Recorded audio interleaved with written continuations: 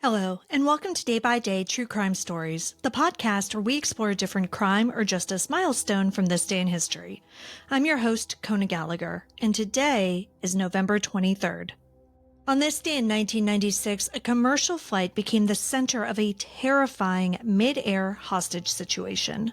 Ethiopian Airlines Flight 961, a routine multi-stop international flight, was hijacked shortly after takeoff. 3 men stormed the cockpit and demanded the impossible: fly the plane all the way to Australia, despite not having nearly enough fuel to make the trip. Hours later, with both engines out, the Boeing 767 crash-landed off the coast of the Comoros Islands. Today, we're talking about the hijacking of Ethiopian Airlines Flight 961, one of the most harrowing skyjackings of the 1990s. Let's get started.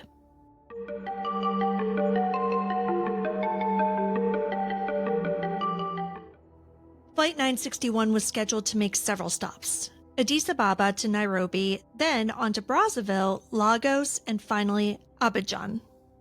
On the morning of November 23rd, it left Bole International Airport just a little bit behind schedule.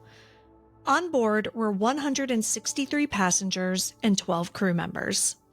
About 20 minutes after takeoff, 3 men charged into the cockpit. They beat the first officer and forced him out, then grabbed emergency equipment, a fire extinguisher and an axe, and demanded that the plane be flown to Australia. The captain tried reasoning with them. The plane, a Boeing 767-200ER, only had enough fuel for the short trip to Nairobi. Flying all the way to Australia was impossible without refueling. But the hijackers weren't interested in logic, and they refused to let the plane stop. State media at the time reported that the hijackers threatened to blow up the aircraft. They used the plane's PA system to issue their threats, and their demand to reach Australia made headlines around the world. For the next several hours, the flight crew did everything that they could to keep the plane in the air and try to save lives. Instead of flying into the open ocean, the captain hugged the African coastline, hoping to eventually land and refuel. But the hijackers were watching. When they realized they were still flying over land, they forced a change in course. The crew kept explaining that fuel was running low and they needed to stop. But the hijackers didn't care. They kept pushing forward. The pilots eventually set their sights on the Comoros Islands, hoping that they could make it to the main airport in Moroni. It wasn't ideal, but it at least gave them a chance. The problem was the hijackers were still in the cockpit, interfering with radio calls and preventing normal procedures. The cabin, meanwhile, was full of confusion and fear. The flight crew made announcements in multiple languages, and while they may not have known exactly what was going on, the passengers were able to figure out that something was very wrong. As the plane neared the Comoros, things went from bad to worse. The right engine flamed out first. They were completely out of fuel. The captain used a brief moment when one of the hijackers left the cockpit to warn passengers. The fuel was gone, and they needed to brace for a water landing. Moments later, the second engine quit. The plane was now a glider, silent, powerless, and descending fast.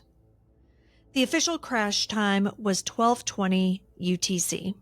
The pilots aimed for shallow water near Grand Comore. If they could get close enough to shore, help might be able to come quickly. They didn't know it yet, but a resort beach wasn't far off. Eyewitnesses on that beach later said that the plane came in low over the water. One wing clipped the ocean, and the fuselage slammed down, bounced, rolled, and broke apart just offshore from a resort known as Lake Galawa. The crash itself was caught on a tourist's camcorder. It's a haunting video that's been used in documentaries and memorials ever since. It shows the final seconds of Flight 961 as it tries desperately to find a safe way and place to land. Thanks to the captain's decision to ditch close to land, help did arrive fast. Locals from the beach, tourists in small boats, and others who witnessed the crash rushed toward the wreckage. Survivors were pulled from the water while others made it to shore on their own. By the end of the day, authorities had recovered dozens of bodies and helped the injured. In all, 125 of the 175 people aboard were killed. The rest survived, though many suffered injuries. Among those who died was Mohammed Amin, a renowned East African photojournalist. Among the survivors were U.S. Consul General Franklin Huddle and his wife, both of whom later described the crash and the rescue. Initial reports were unclear about whether any of the hijackers survived. Later investigations confirmed that none of them did.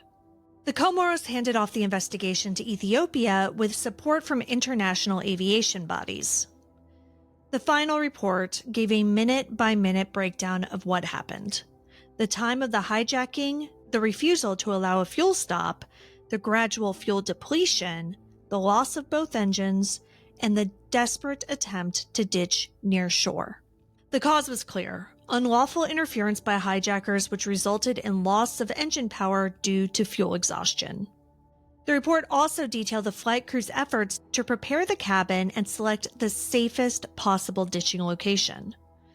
It documented the breakup of the aircraft, how water rushed in immediately, and how upside-down cabin sections made escape even harder. Flight 961 remains one of the most unforgettable skyjackings in history, not only because of its tragic outcome, but because of how close the crew came to saving everyone. This wasn't a mechanical failure. It wasn't some unpreventable accident. This was a violent crime in the sky, and it had fatal consequences.